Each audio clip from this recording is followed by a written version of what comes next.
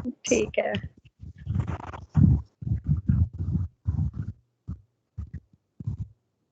मैं बेसिकली आप लोगों को बात कर रहा था रिलेटिविटी के वाले से डिस्कशन कर रहा था, रिलेटिविटी की थ्योरी। अपने माइक ऑफ कर दें प्लीज, थैंक यू।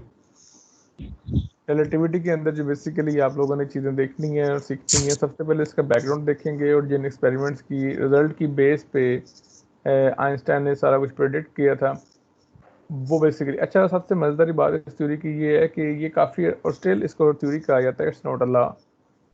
उसकी रीज़न ये है कि इस थ्योरी ने जो कुछ पोस्टुलेट किया था, ये जो कुछ प्रेडिक्ट किया था, अभी तक वो 100% एक्सपेरिमेंटली वेरीफाई नहीं हो सका।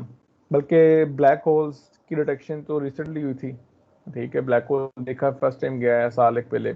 इसी तरह आपके पास ग्रेविटेशनल वेव्स की डिटेक्शन, ये ग्रेविटेशनल वेव्स आपके पास, स्पेस टाइम फैब्रिक आपके पास, ये सारी चीज़ें इस थ्योरी ने प्रपोज की थी 1905 के अंदर। बेसिकली आपको आइंस्टाइन ये थ्योरी देता है, और सबसे इंपॉर्टेंट चीज़ उसके अंदर वो देता है कि आपके पास फ्रेम ऑफ रेफरेंस का वो जिक्र करेगा। सबसे पहले हम लोग जब स्टार्ट करेंगे बैकग्राउंड को, तो हम लोग ये चीज़ कंसेप्ट अपना ज़हन में रखेंगे कि फ्रेम ऑफ रेफरेंस बेसिकली क्या होता है आपके पास, और इसकी टाइप्स क्या होती हैं, और उसकी बेस पे आप क्या डिसाइड करते हैं। अच्छा, जब फ्रेम्स ऑफ रेफरेंस की आप बात करेंगे, और ये थ्योरी आपको ये बताती है कि दुनिया में कोई चीज़ एब्सोल्यूट नहीं है। एब्सोल्यूट से मुराद ये है कि आपके पास हर चीज़ किसी ना किसी हवाले से, किसी ना किसी चीज़ के हवाले से आप डिस्कस करेंगे हमेशा।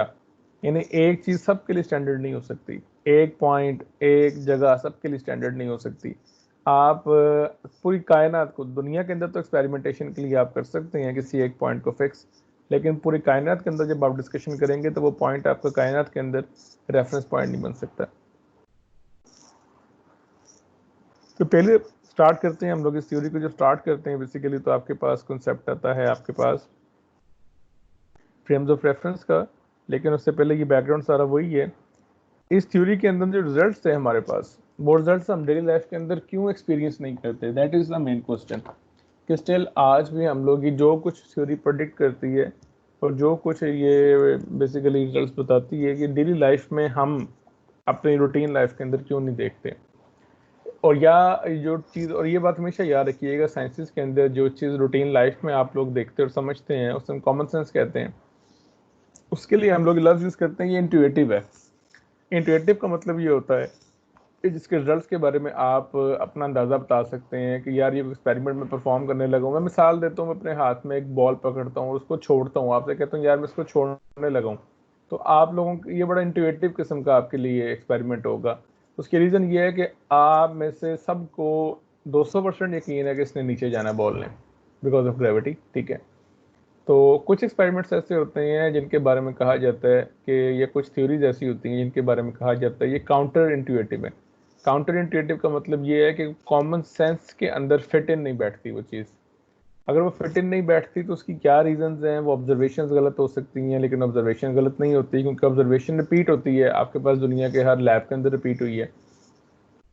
इसी तरह आपके पास जितने हमारे पास फिनोमेना नेचर में हम लोग ऑब्जर्व करते हैं वो थ्योरीज अगर एक्सप्लेन कर रही हैं आपको, तो इसका मतलब ये है कि आपकी फिजिक्स अपनी जो है इट सेल्फ, या आपकी कैलकुलेशन या मैथमेटिक्स इतना डेवलप नहीं है, ऑब्जर्वेशन अपनी जगह पे है।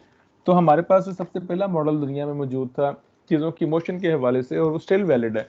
कुछ लोग यहाँ पे क्लेम करते हैं कि जी आपके पास आइंस्टाइन की थ्योरी ने न्यूटन की क्लासिकल थ्योरी को डिफाई कर दिया, डिनाई कर दिया। वो डिनाइल नहीं है। वो क्यों डिनाइल नहीं है वो बताता हूँ। न्यूटन ने बेसिकली आपके पास जो कॉन्सेप्ट दिया था वो ये दिया था कि आपके पास टाइम एब्सोल्यूट है।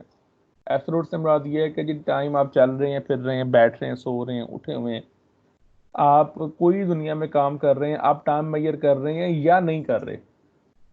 सादा लफ्जों में, दुनिया जहान में जो मर्जी एक्सपेरिमेंट आप परफॉर्म कर लें, आप टाइम मेजर करें या ना करें, टाइम आपका चलता है और सबके लिए सेम स्पीड से चलता है। और ये स्पीड का कॉन्सेप्ट बड़ा मजे का है यहाँ पे कि सबके लिए एक हिसाब से गुजरता है टाइम। तो ये उसका वर्ड व्यू था न्यूटन का, जो कि हमारे पास यहाँ पे आइंस्टाइन के थ्योरी के अंदर नजर नहीं आता। अब मसला उसमें ये पैदा होता है कि रूटीन के अंदर आइंस्टाइन की थ्योरी के जो रिजल्ट्स हैं हमारे पास रूटीन के नज़र नहीं आते, बल्कि न्यूटन की थ्योरी के जो रिजल्ट्स हमारे पास हैं वो डेली लाइफ में हमें नज़र आते हैं। आप देख लें, हम जो बच्चों को न्यूमेरिकल्स करवाते हैं, आप लोग मैकेनिक्स के न्यूमेरिकल सॉल्व करते हैं, उसी में वो आपके पास न्यूटन की 3 इक्वेशंस हैं। उन इक्वेशंस को आप यूज़ करते हैं, उसका सेकंड लॉ यूज़ करते हैं, आप सारे एक्सपेरिमेंट्स सही कर रहे होते हैं। तो यहाँ पे फ़र्क इस चीज़ का है कि आप जिस चीज़ की स्पीड की बात कर रहे हैं उसकी स्पीड है कितनी है। हमारे पास स्टैंडर्ड होगा रिलेटिविटी के अंदर स्पीड ऑफ लाइट। अगर स्पीड ऑफ लाइट आपके पास स्टैंडर्ड है तो हम बेसिकली जब भी किसी और चीज़ की स्पीड की बात करेंगे तो हम उसकी स्पीड को स्पीड ऑफ लाइट से कंपेयर करते हैं। अगर हमारे पास जनरली स्पीकिंग हम बात करें कि जो चीज़ मूव कर रही है उसकी स्पीड इतनी है कि आप स्पीड ऑफ लाइट से कंपेयर कर सकें, आप स्पीड ऑफ लाइट से कंपेयर कर सकें। कंपैरिजन के लिए ज़रूरी नहीं वो स्पीड ऑफ लाइट से मूव करे, वो उसकी हाफ स्पीड से मूव कर सकता है, वो 10% ऑफ स्पीड ऑफ लाइट से मूव कर सकता है, वो 50% ऑफ स्पीड ऑफ लाइट से मूव कर सकता है। तो बेसिकली आपके पास स्पीड ऑफ लाइट से कुछ चीज़ उसकी स्पीड आप कंपेयर कर सकते होंगे, तो आपको ये वहाँ पे रिलेटिविटी के इफेक्ट नज़र आएंगे जिसको हम रिलेटिविस्टिक इफेक्ट कहते हैं। अदरवाइज इससे कम स्पीड पे आपको, रूटीन स्पीड में आपको रिलेटिविस्टिक इफेक्ट नज़र नहीं आते। और यही वजह है कि हमारे पास डेली लाइफ के अंदर न्यूटन का क्लासिकल फिजिक्स जो है, ये क्लासिकल मैकेनिक्स की सारी इक्वेशन से ही काम कर रही होती हैं। रिलेटिविस्टिक इफेक्ट यहाँ पर नज़र आपको नहीं आ रहा होता। और एग्जाम्पल मैंने आगे दी भी हुई है, जब हम लोग ये टॉपिक कवर कर लेंगे उसके बाद एक एग्जाम्पल सॉल्व करेंगे, उसमें एक स्पीड गिवन होगी, आप कहेंगे सर इतनी स्पीड है, इतनी स्पीड है, इतनी स्पीड तो किसी चीज़ की नहीं हो सकती रियल लाइफ में, आप इमेजिन करें। लेकिन स्टिल हम देखेंगे कि इतनी ज़्यादा स्पीड पे भी आपके पास जो रिलेटिविस्टिक इफेक्ट्स हैं वो बहुत कम है। चलें आगे चलते हैं, डिस्कशन को लेके चलते हैं आगे। आपके पास 20th सेंचुरी, 19th सेंचुरी के स्टार्ट में, 20th सेंचुरी के स्टार्ट में बेसिकली आपके पास जो है 19th सेंचुरी का एंड था, 20th सेंचुरी का स्टार्ट था।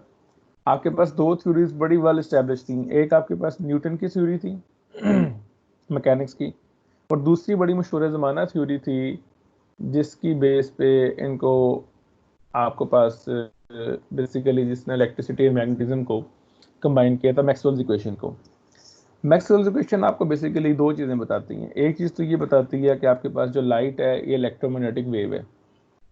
इसमें बेसिकली आपके पास electric fields and magnetic fields एक दूसरे के परपेंडिकुलर साइमल्टेनियसली एक दूसरे को सपोर्ट करते हुए मूव करती हैं, और उनकी मूवमेंट की जो डायरेक्शन होती है वो उन दोनों फील्ड्स के परपेंडिकुलर होती है।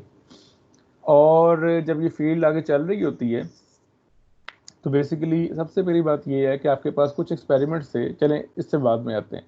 हम लोगों ने इंटरफेरेंस पैटर्न देखा था, यंग डबल स्लिट एक्सपेरिमेंट किया था। यंग डबल स्लिट एक्सपेरिमेंट ने हमें ये बताया था कि आपके पास लाइट जो है वेव है। उस दौर तक हमारे पास जितने भी चीज़ें वेव थी उन सबको मीडियम रिक्वायर्ड था। जब आप मीडियम की बात करते हैं तो ये बात हमेशा याद रखनी है कि क्लासिकल मैकेनिक्स के अंदर आपके पास वेव की स्पीड मीडियम की स्पीड पे डिपेंड करती है, मीडियम की स्पीड पे डिपेंड करती है। क्लासिकल मैकेनिक्स के अंदर जो कॉमन सेंस की बात है, वो कॉमन सेंस की बात ये है, मैं थोड़ा सा आपको आगे लेके चलता हूँ इसमें।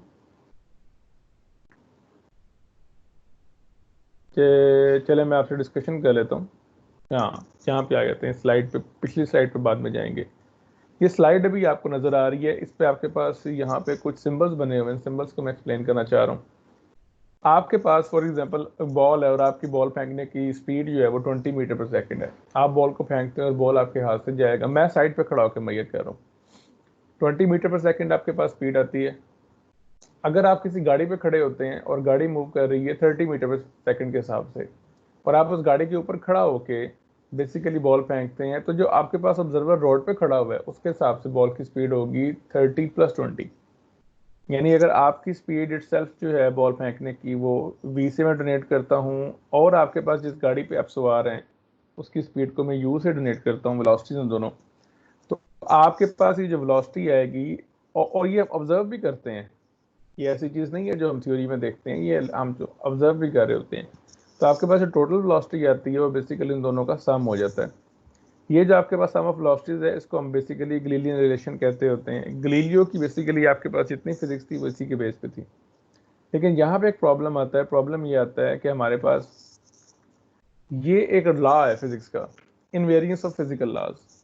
इनवेरियंस ऑफ फिजिकल लॉज आपके पास क्या है, मैं इस डायग्राम से आपको एक्सप्लेन करता हूँ।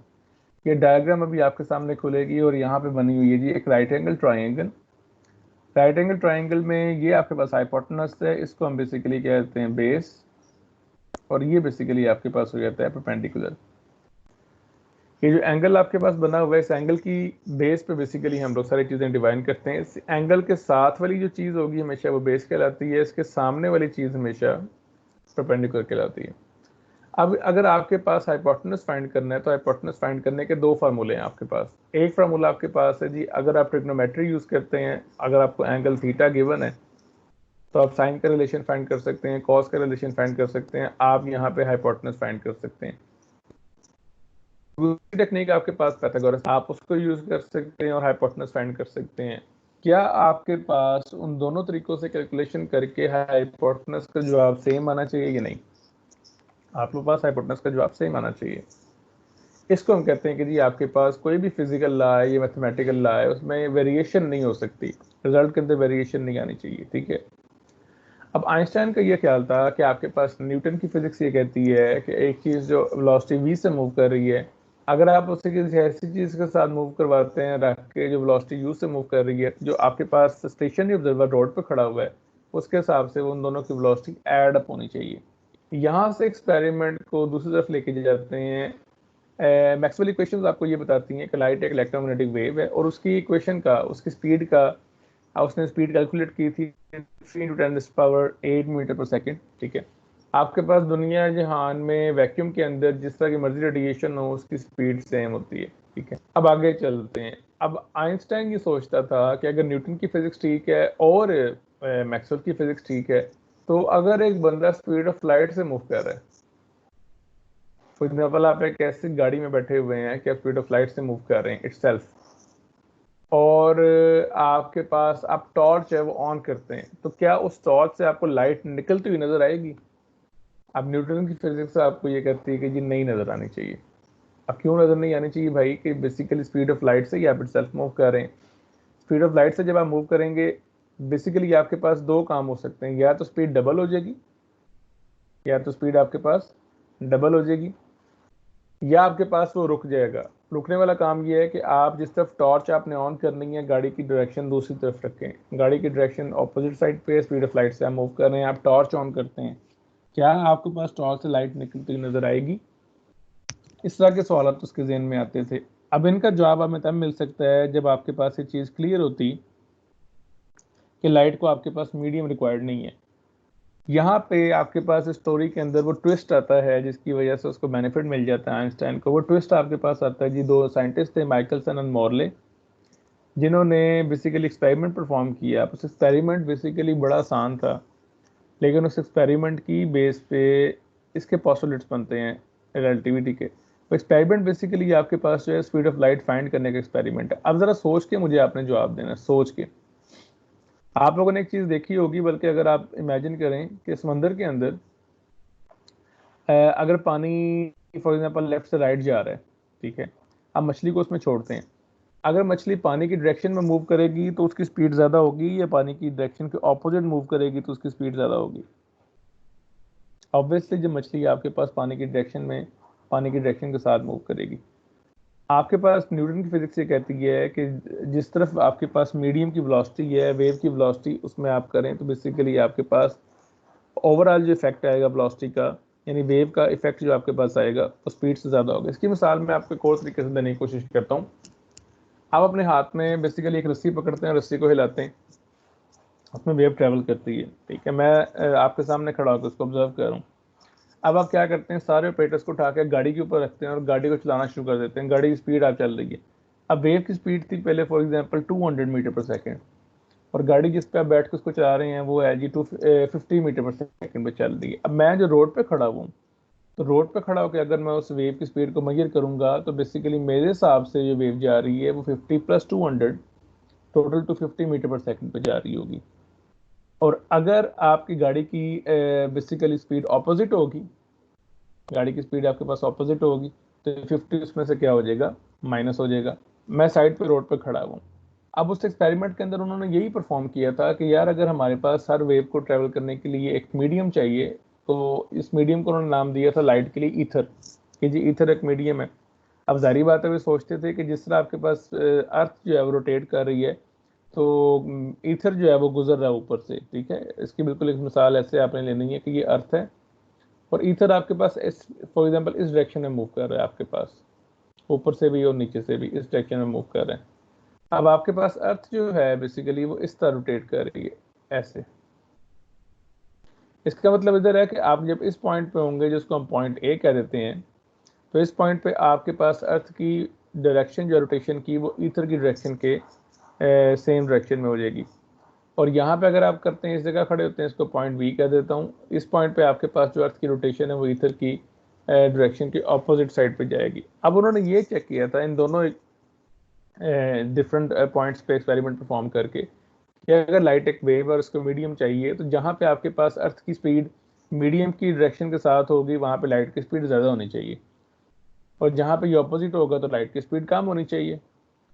लेकिन जो रिजल्ट उन्होंने परफॉर्म किया था वो रिजल्ट आपके पास ये बताता है आपको कि ऐसा नहीं हुआ। ठीक है, वो रिजल्ट उन्होंने क्या किया था, वो रिजल्ट उन्होंने परफॉर्म किया था, मैं यहाँ पे एक चीज़ आपको एक्सप्लेन कर देता हूँ, बाद में बैक जाऊँगा। उन्होंने ये कहा था जी कि आपके पास अगर मीडियम की डायरेक्शन में आप मूव करते हैं तो आपके पास टोटल वेलोसिटी हो जाएगी c प्लस वी।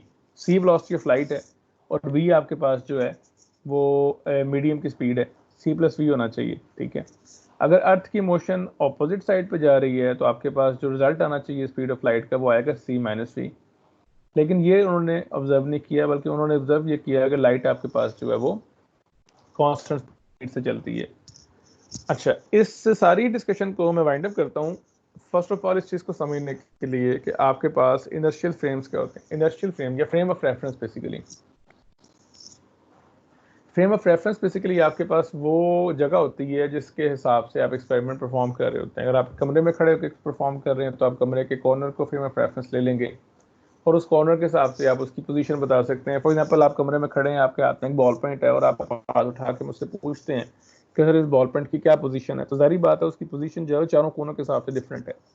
तो अगर हमने किसी बात पे एग्री करना है तो बेसिकली हमें क्या करना पड़ेगा, किसी एक कोने को रेफरेंस लेना पड़ेगा और हर दुनिया का बंदा फिर उस कोने को रेफरेंस लेगा। ये बस कोने को रेफरेंस लेके आप बेसिकली तो आपके पास जो है उस कोने के हिसाब से उसकी पोजीशन बताई जाएगी कि ये एक्स एक्सिस पे इतना दूर है, वाई एक्सिस पे इतना दूर है और जेड एक्सिस पे इतना दूर है। यानी जब वो वैल्यू लिखी जाएगी तो दुनिया में हर बंदा फौरन पहुंच जाएगा कि ये बॉल पॉइंट, चाहे वो खड़ा होकर देख रहा है या नहीं देख रहा, वो फौरन उसके जहन में एक स्केच बन जाएगा, अच्छा ये बॉल पॉइंट इस जगह पे है। तो ये चीज़ होती है फ्रेम ऑफ रेफरेंस। इनर्शियल कौन से होते हैं, नॉन इनर्शियल कौन से होते हैं, ये आप लोगों को बड़ी अच्छी तरह पता है, इसको मैं थोड़ा सा रिपीट कर देता हूँ। I am sorry. Inertial frame of reference basically आपके पास वो फ्रेम्स ऑफ रेफरेंस होते हैं जिनके अंदर लॉज ऑफ फिजिक्स ओबे होते हैं। ठीक है, फर्स्ट लॉ और सेकंड लॉ ओबे होता है। अब सेकंड लॉ आपके पास क्या है कि जिस चीज़ के ऊपर फोर्स लगेगी उसके ऊपर एक्सेलेरेशन प्रोड्यूस होगा, अगर फोर्स नहीं होगी तो एक्सेलेरेशन नहीं होगा। इसलिए बेसिकली हमारे पास इनर्शियल फ्रेम ऑफ रेफरेंस ऐसे फ्रेम्स ऑफ रेफरेंस होते हैं जिनके अंदर एक्सेलेरेशन जीरो होता है। अगर एक्सेलेरेशन जीरो होता है तो हम कह सकते हैं उस पर कोई फोर्स नहीं लग रही। अगर कोई फोर्स नहीं लग रही तो हमारे एक्सपेरिमेंट्स के रिजल्ट सेम होना चाहिए। अब आपके पास इनर्शियल फ्रेम ऑफ रेफरेंस दो तरह से हो सकते हैं। एक तो वो हो सकता है कि जी आपके हिसाब से वो रेस्ट पे होगा, या दूसरा हो सकता है कि जी आपके हिसाब से वो कांस्टेंट स्पीड से मूव कर रहा होगा। आपके पास कांस्टेंट वेलोसिटी से कोई चीज़ मूव कर रही है या रेस्ट पे है, उन केसेस में आप उसको इनर्शियल फ्रेम ऑफ रेफरेंस ले सकते हैं। हाँ, अगर वो चीज़ एक्सेलेरेशन से मूव कर रही है, अब एक्सेलेरेशन कई तरह से हो सकता है। वो चीज़ मूव कर रही थी, आप उसको स्पीड अप करना शुरू कर दें। वो चीज़ मूव कर रही थी, आप उसको स्लो डाउन करना शुरू कर दें, या वो चीज़ रेस्ट पे थी, आप उसको मूव करवाना स्टार्ट कर दें। इन तीनों केसेस में आप एक्सेलेरेशन प्रोड्यूस करते हैं। जब आप एक्सेलेरेशन प्रोड्यूस करते हैं तो एक्सपेरिमेंट में आपसे क्लास में कभी परफॉर्म करवाऊंगा आपसे, फिर आपको बताऊंगा ऐसी चीज़, ऐसा फ्रेम ऑफ रेफरेंस जिसमें एक्सेलेरेशन होता है। तो एक्सेलेरेशन जब आएगा आपके पास, तो एक्सेलेरेशन किसकी वजह से होता है, फोर्स की वजह से होता है। लेकिन वहाँ पे हमारे पास फोर्स का कोई भी इट्स सेल्फ हमें सोर्स नज़र नहीं आ रहा होता। इसलिए हम कहते हैं कि जी आपके पास वहाँ पे लॉज ऑफ जो मोशन है वो ओबे नहीं होते, इनर्शियल लॉज ओबे नहीं होते, इसलिए हम उन्हें कह देते हैं non inertial frame of reference. तो अब सवाल यहाँ पे ये पैदा होता है, आप लोग मुझे जवाब देंगे, अर्थ आपकी रोटेट कर रही है। आपको पता है अर्थ की रोटेशन दो तरह से है, अराउंड सन भी है और अराउंड इट्स ओन एक्सिस भी है।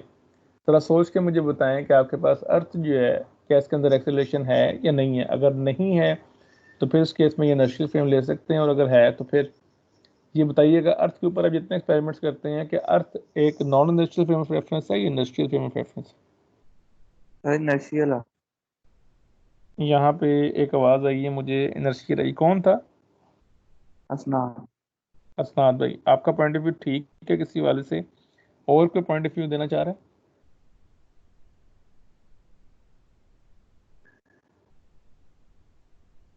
अच्छा असनाद, मेरा आपसे सवाल है, आपके पास पता है जो चीज रोटेट करती है उसके अंदर हम कहते हैं सेंट्रीपिटल एक्सेलरेशन होता है।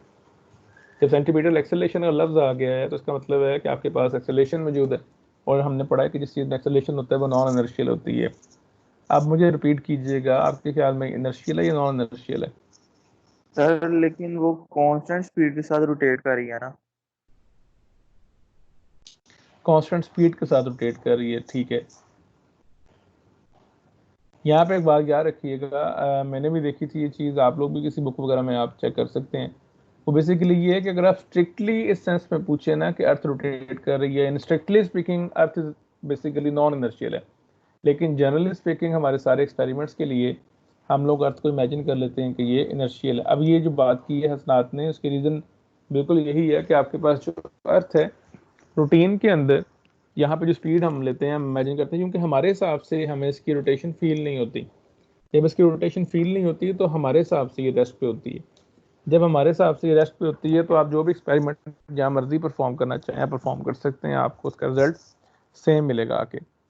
चलें जी, इंडस्ट्रियल फ्रेम्स के बाद हम लोग उसी बहस पे दोबारा चलते हैं। आपके पास आइंस्टाइन ने वहां से ये कंक्लूड किया, आपके पास माइकलसन मोरल एक्सपेरिमेंट के अंदर जो चीज़ सामने आई थी वो सामने जब आई तो वहां पे उन्होंने ये बेसिकली कंक्लूड किया आपके पास कि speed of light basically constant रहती है, क्योंकि इसको तो बेसिकली आपके पास मीडियम रिक्वायर्ड ही नहीं है। अगर मीडियम रिक्वायर्ड नहीं है तो आपके पास वैक्यूम के अंदर स्पीड ऑफ लाइट कांस्टेंट रहती है। अगर स्पीड ऑफ लाइट कांस्टेंट रहती है तो आपके पास आइंस्टाइन ने फर्स्ट पोस्टुलेट यहाँ पे दिया, सेकंड पोस्टुलेट दिया। अच्छा, फर्स्ट पोस्टुलेट क्या है आपके पास? फर्स्ट पोस्टुलेट मैं आपको बता देता हूँ, ये इनवेरियंस का फार्मूला है। इनवेरियंस बेसिकली ये है कि आपके पास जब भी आप इनर्शियल फ्रेम की बात करेंगे, इनर्शियल फ्रेम्स के अंदर फिजिक्स के सारे एक्सपेरिमेंट्स का रिजल्ट हमेशा हमेशा आपके पास सेम आएगा। अगर आप एक बंद कमरे के अंदर खड़े होके टेबल टेनिस खेल रहे हैं, या आप किसी ऐसी ट्रेन के अंदर टेबल टेनिस खेल रहे हैं जो कांस्टेंट स्पीड से चल रही है, मैं इमेजिन कर लेता हूँ कि आपके पास वो जो ट्रैक का जर्क्स होते हैं, ट्रैक के झटके, वो नहीं लग रहे, तो आपके पास टेबल टेनिस में बॉल वैसी बिहेव कर रही होगी जिस तरह खड़े कमरे में बिहेव करती है। दूसरी चीज, अगर आपके चारों तरफ जो शीशे हैं उनको बंद कर दिया जाए, यानी आप बाहर ना देख सकें, तो बेसिकली आपके पास दुनिया में कोई एक्सपेरिमेंट ऐसा नहीं है जिसकी बेस पे आप ये बता सकें कि आपके पास ट्रेन जो है वो कांस्टेंट स्पीड से मूव कर रही है या रेस्ट पे। ये बेसिकली इसका फर्स्ट पोस्टुलेट है कि फर्स्ट पोस्टुलेट आपके पास क्या है कि आपके पास चीज कांस्टेंट स्पीड से मूव कर रही हो या रेस्ट पे हो, इन दोनों के अंदर आपके पास फिजिक्स के लॉज हमेशा सेम आते हैं। इसका मतलब पता है आपको क्या है? इसका मतलब बेसिकली ये है कि आपके पास कोई भी चीज 100% स्पेशल नहीं है, ये प्रेफर्ड नहीं है। रेस्ट भी आपके पास जो है वो रिजल्ट दे रही है, और जो स्पीड में कांस्टेंट वेलोसिटी वो भी आपके पास सेम रिजल्ट दे रही है। दूसरा मतलब ये है कि आप रेस्ट में होते हुए भी सेम रिजल्ट ले सकते हैं, कांस्टेंट स्पीड से चलते हुए भी सेम रिजल्ट ले सकते हैं। तो फिर मुझे आप बताएं, अगर आप ये डिफाइन ही नहीं कर सकते कि आप रेस्ट में हैं या मोशन में हैं, तो फिर आप कैसे कह सकते हैं कि कायनात में कौन सी चीज़ रेस्ट पे और कौन सी चीज़ मोशन में है? आप किसी चीज़ के बारे में ये दावा नहीं कर सकते, या किसी चीज़ को आप स्टैंडर्ड बना ही नहीं सकते। तो ये बात याद रखनी है कि फर्स्ट पोस्टुलेट ये। सेकंड पोस्टुलेट इसका बड़े मजे का था, वो मैंने आपको बता दिया, उसका माइकलसन मोरल एक्सपेरिमेंट। और सेकंड पोस्टुलेट आपके पास अभी स्क्रीन पे आपको शो हो जाएगा। सेकंड पोस्टुलेट आपके पास ये है कि जी वैक्यूम के अंदर जो लाइट ट्रेवल करती है, और ये कंप्लीट स्टेटमेंट पढ़नी है, अक्सर स्टूडेंट्स यहाँ पे स्टेटमेंट जो है वो गलत पढ़ जाते हैं। इनर्शियल फ्रेम्स ऑफ रेफरेंसेस के अंदर, इनर्शियल के अंदर यहाँ पे एक्सेलरेशन नहीं होगा, ठीक है? जहाँ पे एक्सेलरेशन नहीं होगा, इनर्शियल फ्रेम होगा। दुनिया में हर इनर्शियल फ्रेम के अंदर आप वैक्यूम के अंदर लाइट की स्पीड सेम होती है। अच्छा, ये दोनों पोस्टुलेट्स आपके पास जो हैं ये बड़े इंटरेस्टिंग हैं, बड़े मजेदार हैं, बड़े सिंपल हैं। आप कह सकते हैं कि सर इसमें क्या मसला है? बेसिकली आपके पास इन दोनों पोस्टुलेट्स के अंदर कोई मसला नहीं है। स्पेशली फर्स्ट वाला पोस्टुलेट तो आप परफॉर्म करके आराम से देख भी सकते हैं, लेकिन ये दूसरे वाला ना, इसके कॉन्सिक्वेंसेस बड़े अजीब हैं। कॉन्सिक्वेंसेस क्यों अजीब है? सबसे पहले इसका जो हमारे पास कॉन्सिक्वेंस आता है वो आता है जी साइमल्टेनिटी का इफेक्ट कंसेप्ट। साइमल्टेनिटी क्या होता है? साइमल्टेनिटी ये होता है आपके पास कि आपके पास दो ऑब्जर्वर हैं, कोई एक्सपेरिमेंट आप परफॉर्म करते हैं। उस एक्सपेरिमेंट में फॉर एग्जांपल आप दोनों हाथों में गिलास पकड़ते हैं और गिलास गिरा देते हैं। अब ये पॉसिबिलिटी हो सकती है कि जी आपके अगर सोच के मुझे जवाब दें कि आप लोग कमरे में खड़े हुए हैं और मैं अपने हाथ से दोनों गिलास दोनों हाथों से एक ही टाइम पे नीचे गिराता हूँ, तो आप सब यही कहेंगे कि सर आपने दोनों ग्लासों को एक ही टाइम पे नीचे गिराया, ठीक है, आप एग्री करेंगे। लेकिन अगर आपके पास एक कुछ ऑब्जर्वर मूव कर रहे हैं और कुछ ऑब्जर्वर आपके पास जो है वो रेस्ट पे हो, तो मसला ये है कि वो दोनों एक दूसरे की बात पे एग्री नहीं करेंगे। यानी उनके हिसाब से, एक के हिसाब से दोनों ग्लास एक ही टाइम पे निकले और दूसरे के हिसाब से एक गिलास पहले निकला और एक गिलास बाद में निकला है। यानी जो खड़ा हुआ उसके हिसाब से जो मूव कर रहे हैं उनके लिए एक्सपेरिमेंट का रिजल्ट डिफरेंट होगा। अब प्रॉब्लम इसमें क्या आती है, यहाँ पे छोटी सी मैं एग्जांपल देता हूँ। एग्जांपल आपकी इस तरह से है, ये ट्रेन एक बनी हुई है, मेरे पास दो ऑब्जर्वर हैं। एक ऑब्जर्वर ए है जो कि ट्रेन के अंदर बैठी हुई है और एक ऑब्जर्वर बी है जो कि ट्रेन से बाहर खड़ा हुआ है। अगर आप इस पर गौर करें, this is your observer A, this is your observer B, और ट्रेन इस वेलोसिटी से राइट साइड पे मूव कर रही है, ठीक है। यहाँ मेरे पास साउंड के, इसको मैं फॉर एग्जांपल 1 कह देता हूँ, इसको 2 कह देता हूँ। ये बेसिकली आपके पास दो डिवाइसेस उन्होंने दिखाई हैं। इन डिवाइसेस को उन्होंने इस तरह दिखाया कि जी ये लाइट सिग्नल जनरेट कर सकती है या ये साउंड जनरेट कर सकती है, ठीक है। ये साउंड जनरेट करती है। अब सवाल और बड़ा मजेदार सवाल यहाँ पैदा होता है, आपके पास ऑब्जर्वर बी के हिसाब से ये दोनों जो आपके पास टॉर्चेज हैं ये एक ही टाइम पे ऑन होती हैं, ऑब्जर्वर ए के हिसाब से एक ही टाइम पे ऑन होती हैं, या ऑब्जर्वर बी ये कहता है कि जी मेरे हिसाब से एक टाइम पे हुई है लेकिन ऑब्जर्वर ए के हिसाब से एक टाइम पे नहीं हुई। यानी इसका, और ये मैं आपको बता दूं, ये दोनों आपके पास इनर्शियल फ्रेम ऑफ रेफरेंस है। क्यों? ऑब्जर्वर बी आपके पास रेस्ट पे है और ऑब्जर्वर ए आपके पास कांस्टेंट स्पीड से राइट पे मूव कर रहा है। तो ट्रेन भी इनर्शियल है और बंदा जो बाहर खड़ा है वो भी इनर्शियल है। अब इसकी कॉन्सिक्वेंसेज ये निकलते हैं कि जी आपके पास ये टॉर्च नंबर 1 से और टॉर्च नंबर 2 से बेसिकली आपके पास ये लाइट सिग्नल निकलता है। अच्छा, अब नेक्स्ट डायग्राम पे अगर आप आ जाते हैं तो नेक्स्ट डायग्राम कुछ ऐसी बनी हुई है। अब ये ऑब्जर्वर बी जो आपके पास है, अगर आप देखें गौर करें, ऑब्जर्वर बी अपनी जगह पे खड़ा हुआ है।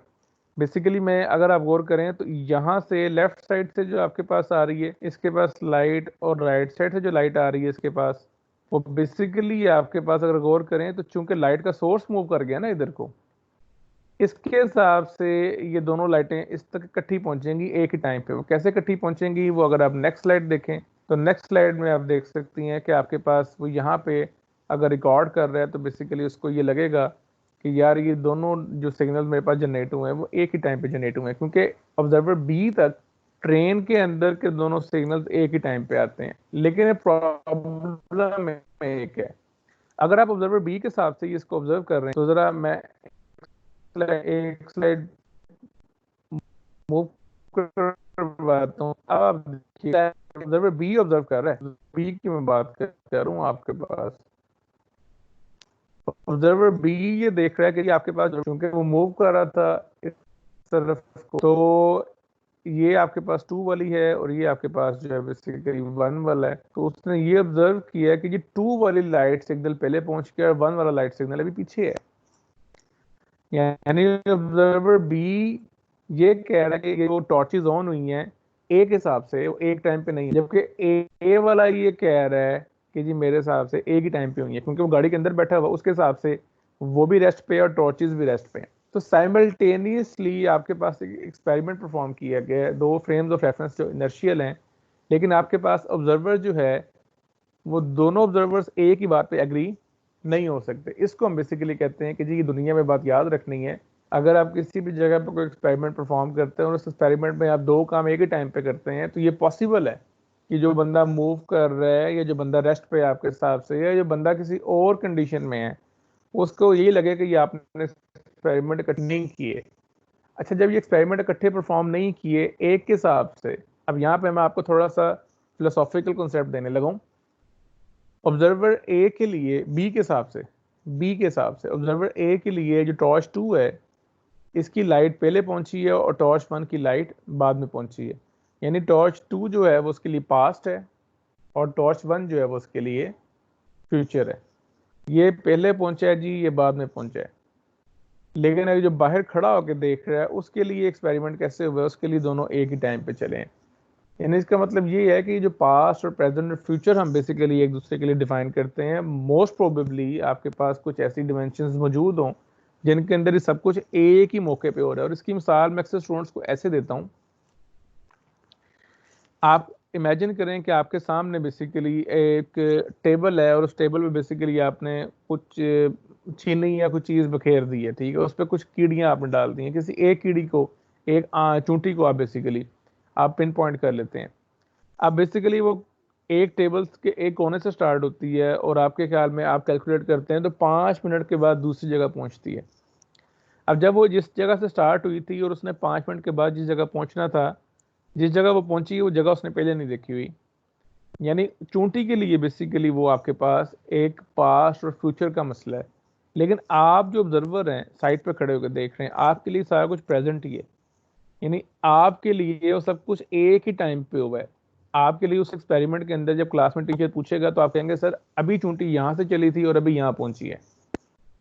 यानी आपके लिए उस चूंटी का अपने पॉइंट से चलना और दूसरे पॉइंट तक पहुंचना प्रेजेंट का हिस्सा ही है। तो यहाँ से बेसिकली थोड़ी सी फिलोसॉफिकल डिबेट स्टार्ट हो जाती है आपके पास पास्ट और प्रेजेंट के कॉन्सेप्ट के ऊपर, जो चीज़ हम एक्सपीरियंस करते हैं। एक तो ये आपके पास इशू आता है। इशू क्या है जी आपके पास कि कोई भी एक्सपेरिमेंट ऐसा नहीं है जिसमें कोई भी काम आप कर रहे हैं, काम आप इकट्ठा कर देते हैं, दो चीज़ें इकट्ठी करते हैं तो दुनिया जहान के सारे ऑब्जर्वर आपको ये कहना शुरू कर दें कि जी हाँ जी ये काम एक ही टाइम पे हुआ है। ये पॉसिबिलिटी है आपके पास कि एक ऑब्जर्वर कहे कि जी मेरे हिसाब से ये काम एक ही टाइम पे हुआ है, लेकिन दूसरे के हिसाब से ये काम एक टाइम पे नहीं हुआ। दूसरा भी यही क्लेम कर सकता है और दोनों क्लेम ठीक होंगे, दोनों क्लेम अपने अपने रेफरेंस के हिसाब से ठीक होंगे। अब आगे चलते हैं। यहाँ से आपके लिए वो पहली मुसीबत स्टार्ट हो रही है कि टाइम डायलेशन होती है। टाइम डायलेशन की डेफिनेशन बेसिकली ये है कि जी टाइम आपका लंबा हो जाता है। टाइम लंबा किस तरह हो सकता है? हम कहते हैं टाइम स्लो चलता है। अच्छा, ये मजेदारी की बात ये है कि आप भी अपने घरों से निकलते हैं, गाड़ियों वगैरह में बैठ के, बाइक पे, रिक्शा पे, वैन पे बैठ के आते हैं, मूव कर रहे हैं। मैं भी अपने घर से यहाँ से निकलता हूँ और जो लैब अटेंडेंट वहाँ बैठा हुआ है वो वहाँ पे बैठा हुआ है रेस्ट पे। अब हम उसके हिसाब से मूव कर रहे हैं, लेकिन वो जब वहाँ रेस्ट पे बैठा हुआ है, हम जब पहुँचते हैं और एक दूसरे टाइम पूछते हैं तो बेसिकली हमारी डिस्कशन के अंदर जो वर्ड हम यूज़ करते हैं या टाइम क्या हुआ है, हम सबका जवाब सेम होता है। तो सवाल ये पैदा होता है कि सर टाइम डायलेशन अगर होती है तो हम रियल लाइफ के अंदर क्यों नहीं बेसिकली इसको एक्सपीरियंस करते? आप घर बैठे हुए किसी बंदे को दावत पे बुलाते हैं, या हालात अगर बेहतर हो तो आप सर की अफ्तारी कर लेते हैं, चलें इससे इमेजिन कर लें, आप सर को बुलाते हैं जी एक जगह इकट्ठे हैं। अब आप अपने, मैं आपको टाइम बताता हूँ कि जी मैं तकरीबन 6 बजे घर से निकलूंगा। अपनी घड़ी में आप देखते हैं 6 बज गए। जब मैं आपके घर में एंटर होता हूँ तो मेरी घड़ी में टाइम होता है 6:15 और आपकी घड़ी में भी टाइम होता है 6:15। तो मैं मूव करता हुआ आया हूँ और आप अपनी जगह पर रेस्ट में, मेरे हिसाब से आप अपने यानी दुनिया के हिसाब से आप रेस्ट में और आपके हिसाब से मैं मूव कर रहा हूँ। तो बेसिकली डायलेशन कहाँ पे होती है? डायलेशन को समझने के लिए पहले हम थोड़ी सी इक्वेशन देखेंगे और उसके बाद देखेंगे कि आपके पास ये किन स्पीड्स के ऊपर जाके इसके इफेक्ट आपको नजर आना शुरू होता है। ये बड़ा मशहूर ज़माना इंटरप्रिटेशन है जी आपके पास थॉट एक्सपेरिमेंट की, जो आइंस्टाइन ने परफॉर्म किया था। थॉट एक्सपेरिमेंट ये जी कि आपके पास ये एक स्पेसशिप है, स्पेसशिप में ये एक एस्ट्रोनॉट साहब है, ठीक है, पता नहीं बेचारा जंप क्यों लगा रहा है। अच्छा, अब आपके पास क्या है जी कि ये मिरर लगा हुआ है एक, और ये सोर्स है आपके पास, और यहीं पे आपके पास रिसीवर लगा हुआ है। आपके पास बेसिकली एस्ट्रोनॉट के पास एक स्टॉप वॉच है, कि कोई भी आपके पास वॉच है जिसपे उसने मेजर करना है। अब क्या मेजर करना है? उसने ये टाइम मेजर करना है कि लाइट यहाँ से निकले, ये सामने मिरर पे जाए और टकरा के वापस आ जाए। यानी उसके लिए जो एक्सपेरिमेंट परफॉर्म कर रहा है, स्पीड ऑफ लाइट यहाँ पे हम लेंगे c, और डिस्टेंस ट्रेवल करेगी लाइट एक दफ़ा ऊपर जाते हुए d और दोबारा नीचे आते हुए d, तो 2d डिस्टेंस वो कवर कर रहा है। अब जो एक्सपेरिमेंट परफॉर्म कर रहा है एस्ट्रोनॉट, उसके लिए जो ऑपरेटर्स है वो रेस्ट पे है। उसके लिए लाइट बेसिकली कैसे मूव कर रही है? उसके लिए लाइट सिर्फ और सिर्फ अप एंड डाउन मूव कर रही है। क्लियर है? बात समझ आ रही है? Yes sir. यानी आपके पास जो एस्ट्रोनॉट है, ऑपरेटर्स उसके हिसाब से रेस्ट पे है, उसके लिए जो फोटोन ने ट्रेवलिंग की है that is just up and down. लेकिन वो कहते हैं जी कि आपके पास कोई साइड पे ऑब्जर्वर खड़ा हुआ है, या अर्थ के ऊपर नासा के ऑब्जर्वर खड़ा हुआ है।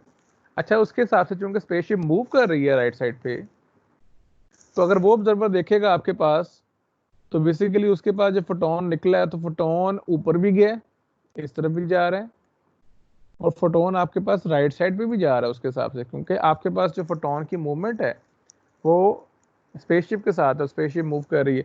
तो बेसिकली इन दोनों चीज़ों को अगर आप कंबाइन करें तो आपके पास अप एंड डाउन नहीं बनती, बल्कि डायरेक्शन बनेगी उसके हिसाब से, इधर ऊपर गया है और इधर नीचे आ गया। ठीक है। अब यहाँ पे जो डिस्टेंस उसने कवर किया उस डिस्टेंस को, चूंकि डिस्टेंस जो वर्टिकल है उसको डी लिखा हुआ है, और इस सारे एक्सपेरिमेंट में इस अर्थ के ऑब्जर्वर के हिसाब से जो डिस्टेंस स्पेसशिप ने कवर किया है उसको उसने एल लिखा हुआ है, और जो लाइट के फोटोन ने डिस्टेंस कवर किया है वो डिस्टेंस बेसिकली उसने एस लिखा हुआ है। अब उसके हिसाब से लाइट का फोटोन ऊपर गया है, यहाँ से यहाँ तक एस कवर किया है, फिर यहाँ से यहाँ तक एस कवर किया है।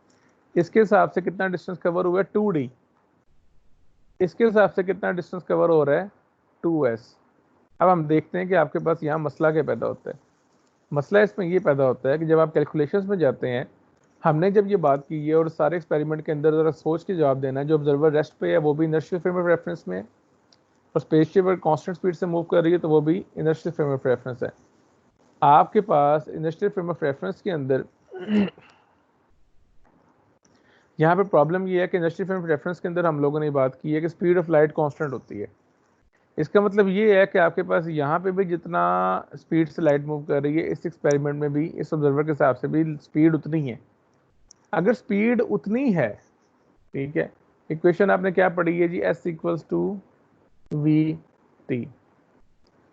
अगर स्पीड उतनी है आपके पास, इसके लिए भी v है, इसके लिए भी v है, आप ले लें, इसके लिए c ले लें, इसके लिए c ले लें, और डिस्टेंस इसका बढ़ गया है, तो इसका आंसर जस्टिफाई होगा अगर इसके लिए आप ऑब्जर्व करें टाइम बढ़ गया। इसकी कैलकुलेशन आगे कैसे की जाती है, इसकी कैलकुलेशन हम लोग करेंगे। अच्छा, यहाँ पे जो सिंबल उसने यूज़ किया ना, उसने डेल्टा टॉ लिखा हुआ है, डेल्टा टॉ टाइम लिया उसने एस्ट्रोनॉट के लिए, और ये ऑब्जर्वर अर्थ पे लिखा हुआ है, इसको डेल्टा टी से रिप्रेजेंट किया हुआ है। अब इनका रिलेशन आगे क्या बनता है, इस डायग्राम को मजीद जो है ना उसने ग्रामेटिकली ज्योमेट्रिकली देखा है, ये डायग्राम बनी है जी आपके पास। अब इस डायग्राम पे अगर आप गौर करें, डी इसमें बेसिकली वर्टिकल डिस्टेंस है, एस इसमें आपके पास वो डिस्टेंस है जो अर्थ के हिसाब से जो है ना बेसिकली फोटोन ने कवर किया है, डी वो डिस्टेंस है जो एस्ट्रोनॉट के हिसाब से फोटोन ने कवर किया है, और ये एल आपके पास बेसिकली वो डिस्टेंस है जब एक्सपेरिमेंट स्टार्ट हुआ है तो रेस्ट ऑब्जर्वर के हिसाब से बेसिकली डिस्टेंस उसने एल कवर किया है। अब ये क्वेश्चन आपके पास जो बनी है, ये क्वेश्चन कैसे बनी है, ये क्वेश्चन आपके पास बनी है कि आपके पास v वेलोसिटी से मूव कर रही है चीज़, डेल्टा टी टाइम में मूव कर रही है, और डिस्टेंस वो कवर कर रही है 2l, क्योंकि s equals to v t होता है। तो l आपके पास किसके बराबर आ जाएगा, l आपके पास आ जाएगा जी v डेल्टा टी ओवर 2। तो ये क्वेश्चन वहाँ से निकली हुई है।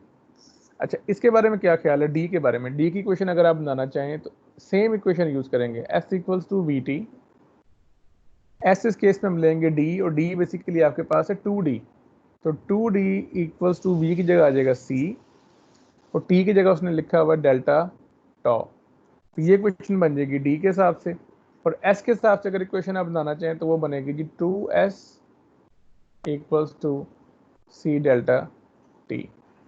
और s आप देख सकते हैं यूजिंग पाइथागोरस थ्योरम, आप देख सकते हैं कि s आपके पास d से बड़ा है। अब इसके कॉन्सिक्वेंसेस आपके पास क्या निकलते हैं, क्या आपके पास डेल्टा टी की वैल्यू और डेल्टा टॉ की वैल्यू सेम आती है? यही हम लोगों ने देखना है। आप एक्सपेरिमेंट को परफॉर्म करते हैं, कैलकुलेशंस करते हैं कि टाइम डिलेशन की डेफिनेशन लिखी, ये जी आपके पास उसके रिजल्ट्स आते हैं। अब जरा सोच के जवाब देना है। आपके पास इक्वेशन बनेगी पाइथागोरस थ्योरम से s square is equal to d square plus l square. ये इक्वेशन बनती है, मैंने आपको बताया s के हिसाब से, ये इक्वेशन बनती है आपके पास l के हिसाब से, और ये इक्वेशन बनती है आपके पास d के हिसाब से। अब अगर इन वैल्यूज में, यानी आप क्या करते हैं काम कि ये वैल्यूज उठा के इन इक्वेशन में पुट कर देते हैं, तो s की जगह आप ये इक्वेशन लिख देंगे, वैल्यू को लिख देंगे, ये लिख देंगे और ये लिख देंगे।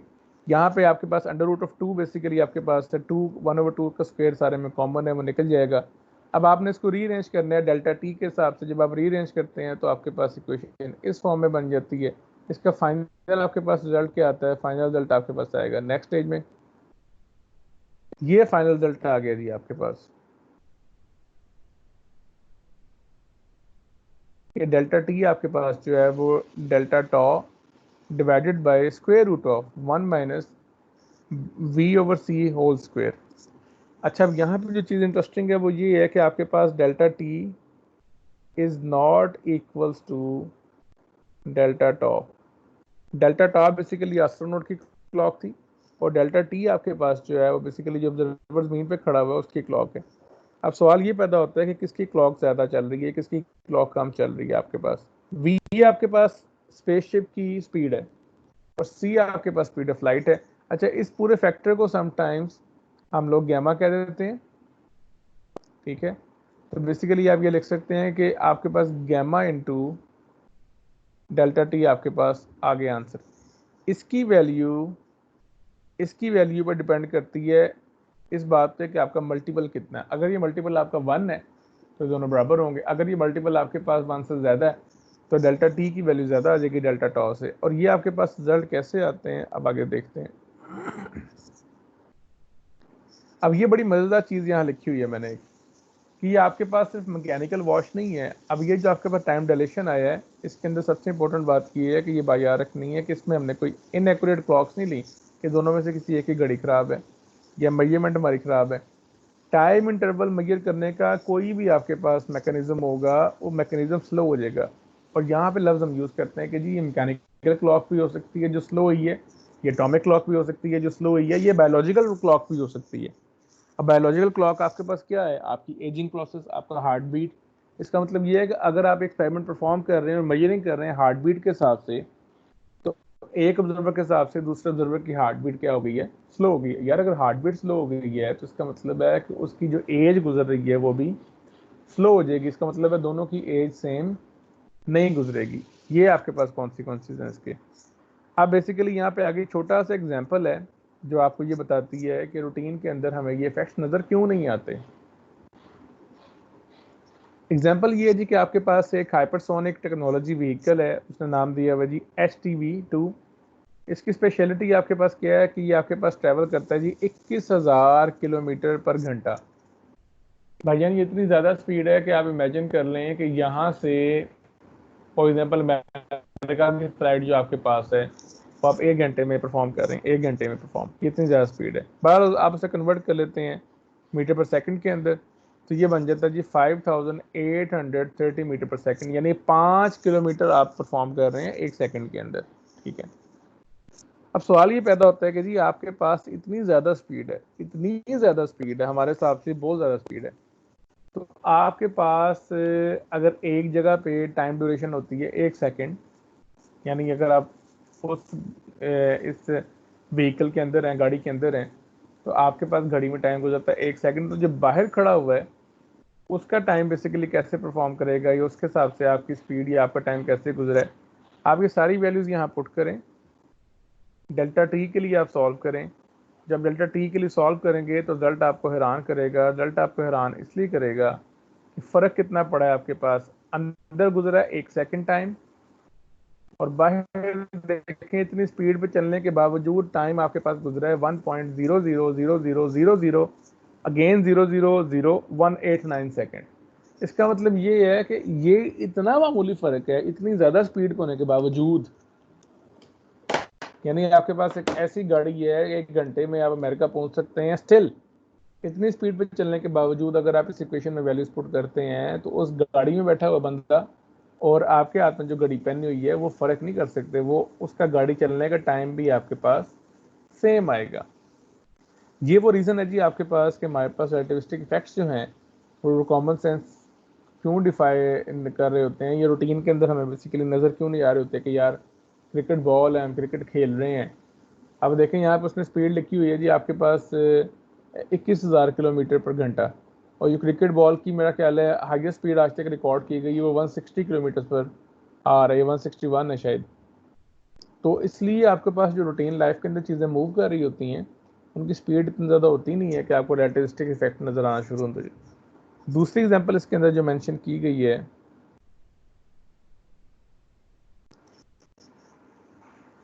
हाँ ये अब आपके पास जो है वो कहता है जी चलें आप इस तरह करें, इस एक्सपेरिमेंट को परफॉर्म करें और दोबारा ये इमेजिन करें कि जी आपने सेम व्हीकल को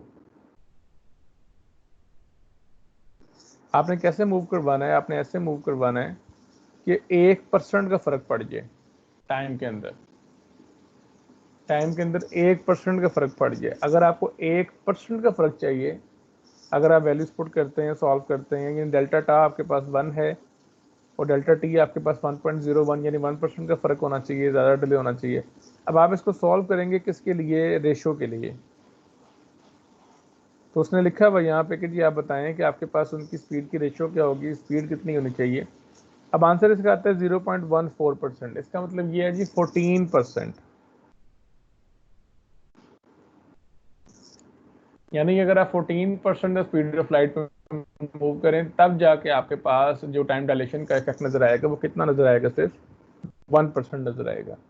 और आपको पता है 14% आप किसी गाड़ी के, आप सवाल ही पैदा नहीं हो सकता कि आप इसको अटेन कर सकें। आप इसको अगर यहाँ पे कैलकुलेट भी करना चाहें तो कर सकते हैं, इट्स ऑलमोस्ट इम्पॉसिबल कि दुनिया में कोई गाड़ी इतनी स्पीड ले सके। तो ये रीजंस हैं हमारे पास कि हमारे पास जिन चीज़ों को हम बहुत तेज़ समझते हैं उनके अंदर भी हमारे पास एटमिस्टिक इफेक्ट्स आपको नज़र क्यों नहीं आते।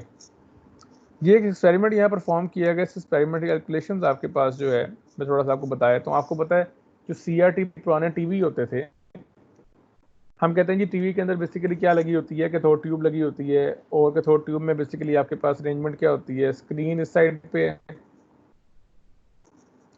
ये आपके पास थर्मोनिक एमिशन होती है, इलेक्ट्रॉन सोर्स, इलेक्ट्रॉन यहाँ से निकलते हैं, बड़ी स्पीड से जाते हैं। यहाँ पे बेसिकली आपके पास ये मैग्नेटिक फील्ड होती है जो कि आपके इलेक्ट्रॉन्स को ये बताती है स्क्रीन पे कहाँ जाके उसने गिरना है, और जहाँ जाके गिरता है उस हिसाब से वहाँ पे कलर आता है उसकी इंटेंसिटी के हिसाब से। अब इस न्यूमेरिकल में दो बातें उसने पूछी हैं। एक तो उसने ये पूछा कि जी आप जनरली बताएं डिस्टेंस, वो कहता है जी कवर करवा रहे हैं आप 0.2 यानी तकरीबन 2 सेंटीमीटर आप कवर करवा रहे हैं, ठीक है, 20 सेंटीमीटर, सॉरी 20 सेंटीमीटर आप कवर करवा रहे हैं। और उसने कहा जी इलेक्ट्रॉन्स की स्पीड जो है बेसिकली वो 6 × 10⁻⁷ यानी 6 × 10⁻⁷ मीटर पर सेकेंड, ये बहुत ज़्यादा स्पीड है, इतनी स्पीड से मूव कर रहे हैं।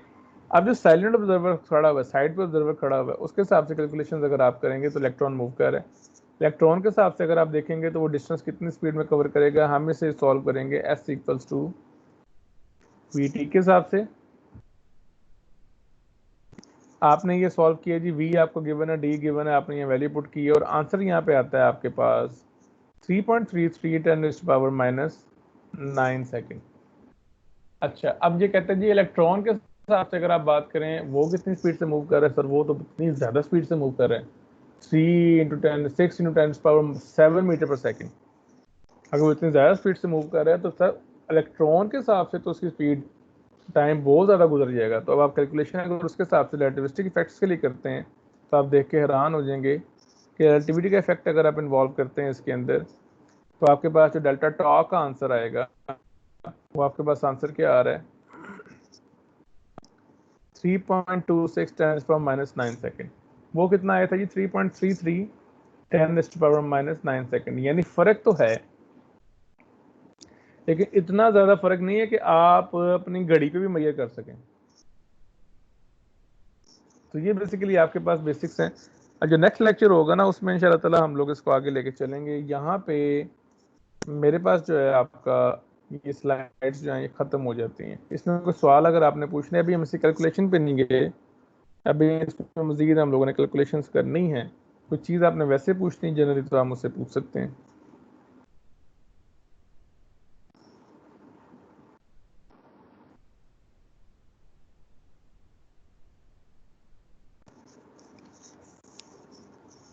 अच्छा जी, मेरे पास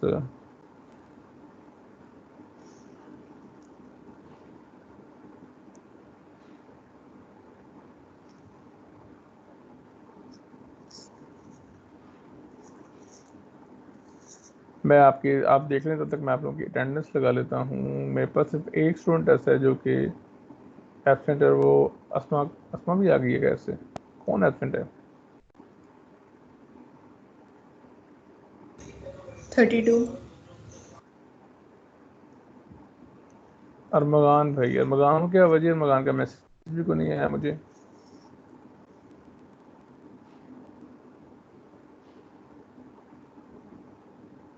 सर उसकी गली सील हुई है, उसका नेट भी खराब है। गली खैर से सील होगी, क्या हो गया उसे?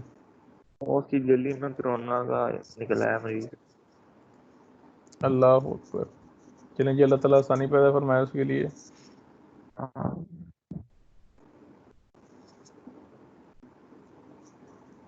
अच्छा, चलें देखते हैं। मैं वीडियोस आप लोगों के लिए भी शेयर कर देता हूँ।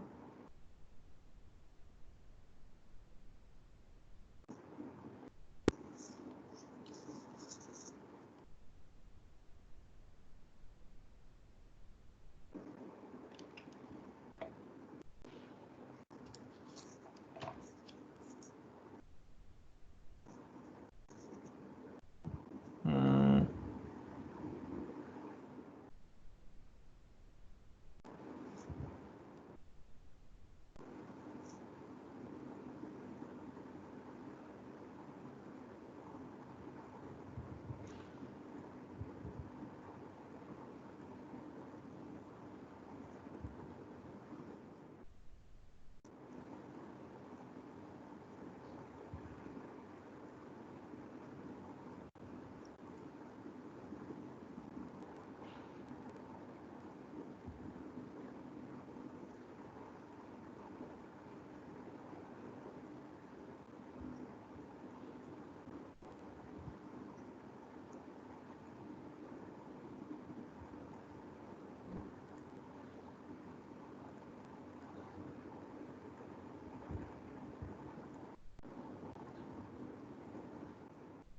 और मकान रहता कहाँ पे?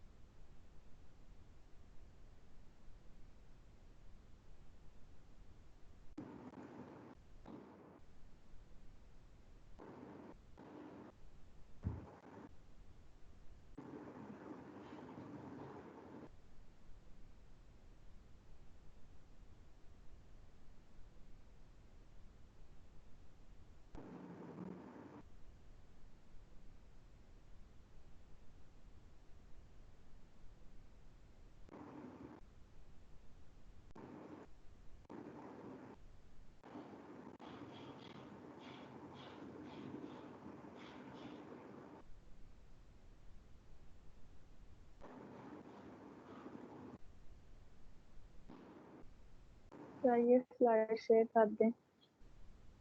और स्लाइड्स तो मैं शेयर अभी कर देता हूँ, एक सेकंड। मैं वीडियोस के लिंक शेयर कर रहा हूँ, वो तो ले लें।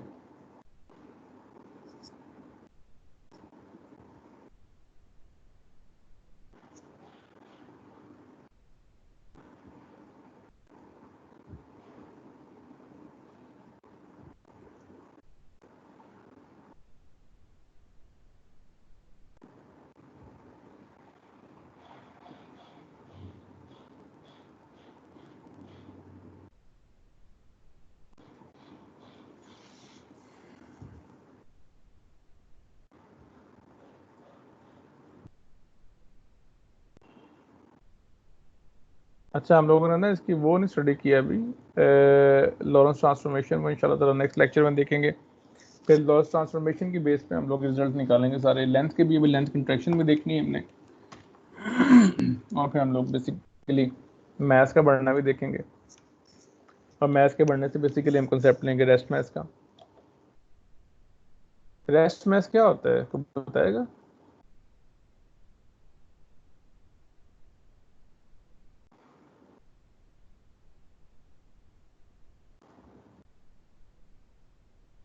ये लास्ट लिंक जो मैं शेयर कर रहा हूँ ना, ये लिंक आप लाजमन देखिएगा।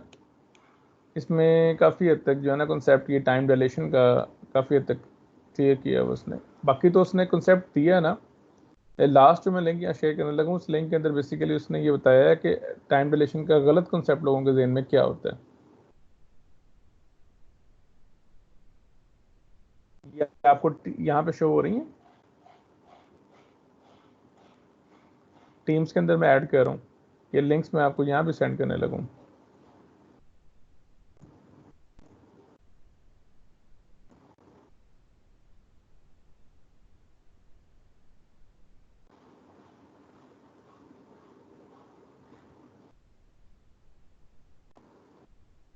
कितना काम करवाते हैं यार मुझसे आप लोग।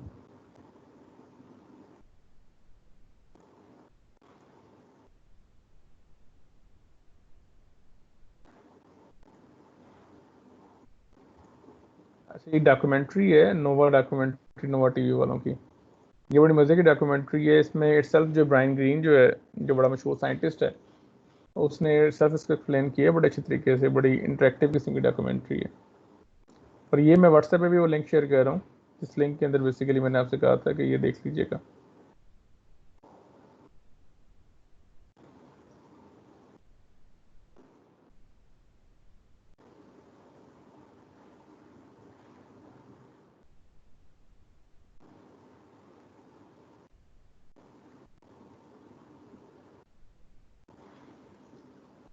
अगर आप लोग इजाज़त दें तो मैं आप लोगों से